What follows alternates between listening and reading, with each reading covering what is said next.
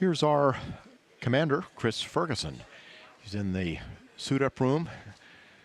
He's having a fit check of his helmet. Pilot Doug Hurley. This is his second trip into space. He completed his first space flight on STS-127, and he's logged more than 376 hours in space. Mission Specialist number 1, Sandy Magnus.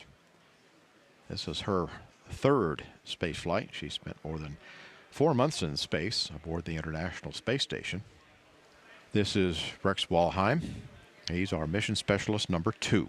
He's making his third space flight. He's spent more than 24 days in space on STS-110 and STS-122, and he's had 5 spacewalks totaling more than 36 hours.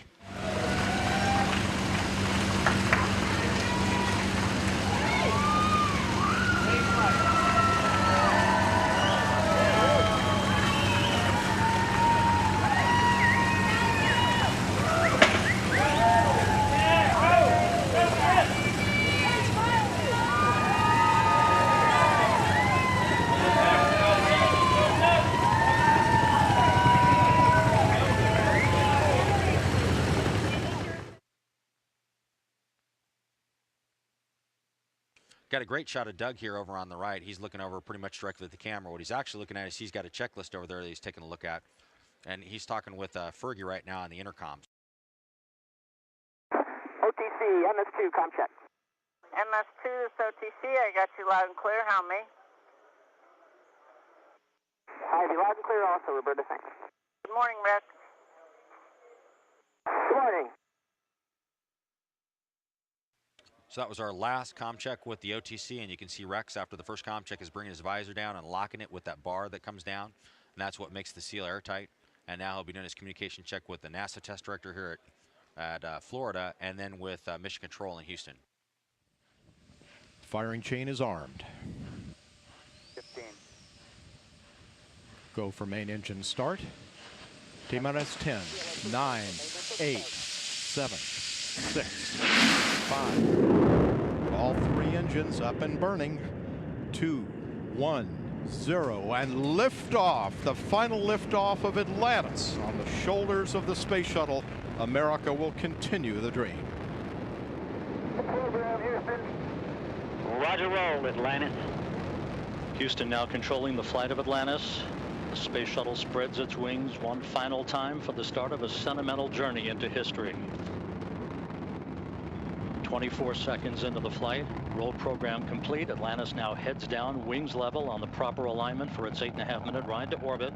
4.5 million pounds of hardware and humans taking aim on the International Space Station. 40 seconds into the flight, the 3 liquid fuel main engines throttling back to 72% of rated performance in the bucket, reducing stress on the shuttle as it goes transonic for the final time. Engines now revving up, standing by for the throttle up call.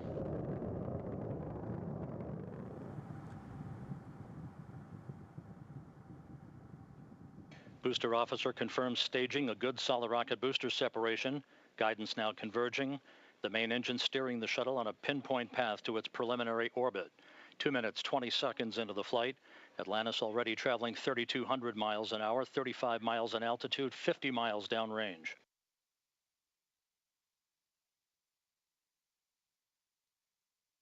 And the guidance officer here in Mission Control confirms that the computers are commanding the main engines to swivel. Engine Zaragoza 104. Single engine Zaragoza 104. We've rolled to a heads-up position now, providing better communications to the tracking and data relay satellite system as Atlantis heads uphill. 6 minutes, 20 seconds into the flight. Booster officer confirms main engine cutoff. For the last time, the space shuttle's main engines have fallen silent as the shuttle slips into the final chapter of a storied 30-year adventure. Now standing by for external tank separation.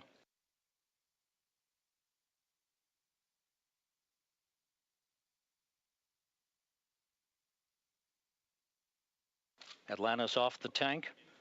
Commander Chris Ferguson will be maneuvering Atlantis now into an orientation to enable Sandy Magnus to capture digital still imagery of the external fuel tank as it drifts away. So OMS 1 is not required. Your preliminary OMS 2 TIG, 37 minutes.